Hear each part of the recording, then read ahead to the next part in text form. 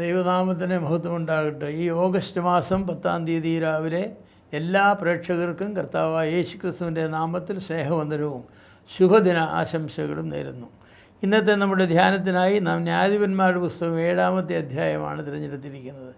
ഈ അധ്യായം ഗിദെയോൻ്റെ ചരിത്രമാണ് തുടരുന്നത്. ഗിദെയോൻ മിദ്യാന്യരെ നേരിടുന്നതും ജയിക്കുന്നതുമായ ചരിത്രമാണ് ഇവിടെ തന്നിട്ടുള്ളത്. ഗിദെയോൻ്റെ നേതൃത്വത്തിൽ മിദ്യാന്യരുടെ പാളയത്തെ ആക്രമിക്കുവാൻ ദൈവം കൽപ്പിച്ചു. അതിനായിട്ട് ജനത്തെ വിളിച്ചു കൂട്ടാൻ പറഞ്ഞു. ജനത്തെ വിളിച്ചു കൂട്ടി. എന്നാൽ ജനത്തിൻ്റെ സംഖ്യാബലത്തിൽ വിജയം നേടി എന്നൊരാളും പറയാതിരിക്കാനായിട്ട് ദൈവം പറഞ്ഞു, ഇത്രയും ആളുകളെ ആവശ്യമില്ലെന്ന് പറഞ്ഞു. ഇത്രയും ആളുകളെ ആവശ്യമില്ല. 30,000 പേര് വന്നു. അതിൽ ഭയമുള്ളവരെല്ലാം വീട്ടിൽ തിരിച്ചു പൊക്കോട്ടെന്ന് പറഞ്ഞപ്പോൾ 20,000 പേര് തിരിച്ചു പോയി. ശേഷിച്ച 10,000 പേരെ പറഞ്ഞു, ഇത്രയും പേര് വേണ്ടെന്ന് പറഞ്ഞു. അത്രയും പേരുടെ ആവശ്യമില്ല. അവർ വെള്ളത്തിനടിയിൽ കൊണ്ടുവരാൻ പറഞ്ഞു. സെലക്ഷൻ നടത്താമെന്ന് പറഞ്ഞു. അതിലെ 300 പേരെ തിരഞ്ഞെടുത്തു. അവരെ കൊണ്ടാണ് ദൈവം യുദ്ധം ജയിച്ചത്. സംഖ്യയുടെ വലിപ്പത്തിലല്ല ദൈവത്തിൻ്റെ യുദ്ധങ്ങളിരിക്കുന്നത്, ദൈവത്തിൻ്റെ സാന്നിധ്യത്തിലാണ്. ദൈവം ഭീരുത്വത്തെ വെറുക്കുന്ന ദൈവമാണ്. സ്വർഗത്തിൽ പ്രവേശിക്കുവാൻ അനുവാദമില്ലാത്തവരുടെ പട്ടികയിൽ ഭീരുത്വം എന്നുള്ളതാണ് ഒന്നാമത് പറഞ്ഞിരിക്കുന്നത്. വെളിപ്പാട് പുസ്തകം 2-ാം അധ്യായം 21-ാം അധ്യായത്തിൽ 8-ാം വാക്യത്തിൽ ഭീരുക്കൾ അറക്കപ്പെട്ടവർ വിശ്വാസികൾ എന്നാണ് ലിസ്റ്റ് തുടങ്ങുന്നത്. ഭീരുത്വം എന്ന് പറയുന്നൊരു വല്ലാത്ത രോഗമാണ് കേട്ടോ. കർത്താവ് പറഞ്ഞു, ഭീരുക്കളായ അവർ പൊക്കോട്ടെന്ന് പറഞ്ഞു. 20,000 പേര് പോയി. അവരെ യുദ്ധത്തിൽ പോയി അവർ ജയിക്കില്ല, യുദ്ധം ജയിക്കില്ല. കാരണം എന്താണ്? അവർക്ക് ഭീരുക്കളാണ്. അവർക്ക് കൊല്ലപ്പെടാൻ അവർക്ക് പേടിയാണ്. അവർക്ക് യുദ്ധം ചെയ്യാൻ പേടിയാണ്. ഞാൻ ചാകുമോ, എന്നെ വെട്ടുമോ എന്ന് പറഞ്ഞ് ജീവിക്കുന്നവർക്ക്, യുദ്ധത്തിന് പോയവർക്ക് വെട്ടാൻ ഒക്കുമോ? അവർക്ക് വെട്ടാൻ ഒക്കില്ല. അത് സ്വന്തം ജീവനെ അമിതമായി സ്നേഹിക്കുന്നതിനാലാണ് നമുക്ക് ഭയവും ഭീരുത്വം ഉണ്ടാകുന്നത്. അങ്ങനെയാണ്, സ്വന്തം ജീവനെ അമിതമായി സ്നേഹിക്കുന്നതിനാലാണ് ഭയവും ഭീരുത്വം ഉണ്ടാകുന്നത്. മരണത്തെ നേരിടുവാനുള്ള ശക്തിക്കുറവാണ് ഭീരുത്വം എന്ന് പറയുന്നത്. മരണമെന്ന് പറയുന്ന ഒരു യാഥാർത്ഥ്യമാണത്. ഏത് മനുഷ്യനും അഭിമുഖീകരിക്കേണ്ട ഒന്നാണ്. എന്നാൽ അതിനെ നേരിടുവാനുള്ള ധൈര്യമെന്ന് പറയുന്നത് എല്ലാവർക്കും ഇല്ല. എനിക്ക് മരിക്കുന്നത് ലാഭമെന്ന് പറഞ്ഞതായിരിക്കുന്ന പൗലോസ് അപ്പോസ്തലന് മരിക്കുവാനായി വന്ന കർത്താവായ യേശുക്രിസ്തു, അതെ, അവർക്ക് മരണത്തെ ഭയപ്പെട്ട ആളുകളല്ല. മരണത്തെ ആരും ഇഷ്ടപ്പെടുന്നില്ല. മരണം ആർക്കും സന്തോഷം തരുന്ന കാര്യമൊന്നുമല്ല. കാരണം ജീവിക്കാനായിട്ട് ദൈവം ഭൂമിയിലേക്ക് അയച്ച ആളുകൾ മരിക്കുന്ന സന്തോഷമാണുമല്ല. കർത്താവായ യേശുക്രിസ്തു മാത്രമേ ഉള്ളൂ മരിക്കാനായിട്ട് വന്നത്. മറ്റു ലോകത്ത് ജനിക്കുന്ന എല്ലാവരും ജീവിക്കാനായിട്ട് വന്നതാണ്. ഒന്നുകിൽ അവരുടെ ജീവിതം പൂർത്തിയാക്കിയതുകൊണ്ട് അവർ പോകുന്നു, അല്ലെങ്കിൽ അവരുടെ ജീവിതം നിഷ്ഫലമാണെന്ന് മനസ്സിലാക്കുന്നുണ്ട്. ദൈവം അവർക്ക് ശിക്ഷയായിട്ട് മരണം കൊടുക്കുന്നു.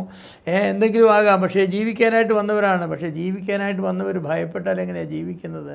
ചില ആളുകൾ ജീവിക്കാൻ മറന്നുപോയവരാണെന്ന് പറയാറുണ്ട്. ഞാൻ ജീവിക്കാൻ പേടിച്ചു പോയവനാണ്, ജീവിക്കാൻ മറന്നുപോയവനാണ്. അങ്ങനെയുള്ളവർക്ക് ജീവിക്കാനായിട്ട് സാധ്യമല്ല. ഭീരുത്വത്തിനുള്ള പരിഹാരമെന്ന് പറയുന്നത് വാസ്തവത്തിൽ കർത്താവായ യേശുക്രിസ്തുവിനുള്ള വിശ്വാസവും ആശ്രയവുമാണ്. അത് മാത്രമാണ് ഭീരുത്വത്തിനുള്ളതായിരിക്കുന്ന പരിഹാരം. സൈക്കോളജി ഒന്നും പഠിച്ചുകൊണ്ട് ഭീരുത്വം പോകില്ല. കൗൺസിലിംഗ് ഒന്നും ചെയ്തുകൊണ്ട് ഭീരുത്വം പോകില്ല. ഭീരുക്കളായ മനുഷ്യർക്ക് അങ്ങനെ വിജയിക്കാനായിട്ട് സാധിക്കില്ല. വിജയം നൽകുന്ന ദൈവമാണ്. ദൈവം ശക്തനാണ്. ദൈവം എന്നോടുകൂടെ ഉണ്ട്. ഞാൻ ദൈവത്തിൻ്റെ പരിപാടിയുടെ ഒരു ഭാഗമാണ്. എന്നെ അയച്ചത് ദൈവമാണ്. എൻ്റെ കരങ്ങൾക്ക് ബലം നൽകുന്ന ദൈവമാണ്. എന്നെക്കൊണ്ട് അവൻ യുദ്ധം ചെയ്യിക്കും.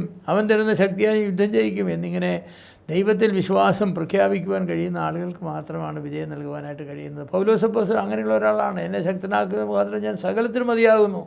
I can do all things എന്നാണ്. I can do all things.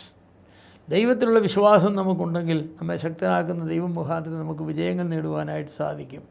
Shakespeare Julius Caesar എന്നതായിരിക്കുന്ന നാടകത്തിലെ ഡ്രാമയിൽ പറഞ്ഞത്, ഭീരുക്കൾ ദിവസേന മരിക്കുന്നു, ധീരന്മാരെ ഒരിക്കൽ മാത്രം മരണത്തിൽ ജീവിക്കുന്നു എന്നാണ് പറഞ്ഞത്. Cowards die many times before their deaths, the valiant never taste of death but once എന്നാണ് പറഞ്ഞത്. അത് സത്യമാണ്. ബൈബിളിലും അത് തന്നെ പറഞ്ഞിട്ടുണ്ട്. പൗലോസ് പറഞ്ഞു, ഞാൻ ദിവസേന മരിക്കുന്നുവെന്ന്.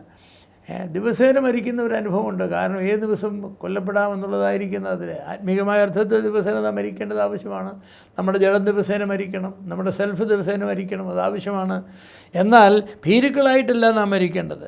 ഭക്തന്മാരായ എല്ലാ വിശ്വാസികളും മരണത്തെ ഒരു യാഥാർത്ഥ്യമായി മുന്നിൽ കണ്ടുകൊണ്ട് ജീവിച്ചവരായിരിക്കുന്ന ആളുകളാണ്. അവർ മരണത്തെ വെല്ലുവിളിച്ചവരായ ആളുകളാണ്. പൗലോസ് അപ്പോസ്തലനൊക്കെ മരണത്തെ വെല്ലുവിളിക്കുന്നുണ്ട്. 1 കൊരിന്ത്യർ 15 ഹേ മരണമേ, നിൻ്റെ വിജയം എവിടെ, നിൻ്റെ വിഷമുള്ളവിടെ എന്ന് വെല്ലുവിളിച്ചതാണ്. അവർ പറഞ്ഞു, കർത്താവായ യേശുക്രിസ്തു മുഖാന്തരം ജയം നൽകുന്ന ദൈവത്തിന് സ്തോത്രം.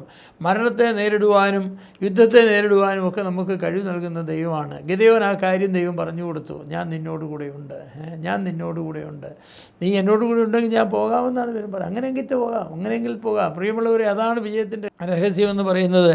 300 പേരുമായിട്ട് പോയിട്ട് യുദ്ധം ജയിച്ച് മിദ്യാന്യരെ തോൽപ്പിച്ചിട്ട് ഗിദെയോൻ വന്നു എന്ന് പറയുന്നത് ഗിദെയോൻ്റെ ശക്തിയല്ല. ഗിദെയോൻ്റെ ശക്തിയായിരുന്നേ 30,000 കൊണ്ട് പോകണമായിരുന്നു. എന്നാൽ വെറും 300 പട്ടാളക്കാരെയും കൊണ്ട് പോയി യുദ്ധം ജയിച്ച ഒരാളാണ്. എത്ര അതിശയകരമായിട്ടാണ് യുദ്ധം ജയിച്ചത്. ഇന്നത്തെ ആധുനികമായിരിക്കുന്ന യുദ്ധത്തിൻ്റെ പ്രമാണങ്ങളൊന്നും വെച്ചൊന്നുമല്ല. ദൈവത്തിലുള്ള വിശ്വാസം കൊണ്ട് ദൈവം പറഞ്ഞ പോലെ പോയി യുദ്ധം ജയിച്ചു. എൻ്റെ പ്രിയമുള്ളവരെ, നമ്മുടെയും ജീവിതത്തിൽ നാം യുദ്ധക്കളത്തിലാണ്, പോർക്കളത്തിലാണ്. നമ്മുടെ ശത്രു വളരെ ശക്തനാണ്. സാത്താനാണ് നമ്മുടെ ശത്രു. അവൻ്റെ ദൂതന്മാർ, ഭൂതങ്ങൾ ഒക്കെയാണ് നമുക്കെതിരെ യുദ്ധത്തിന് നിൽക്കുന്നത്.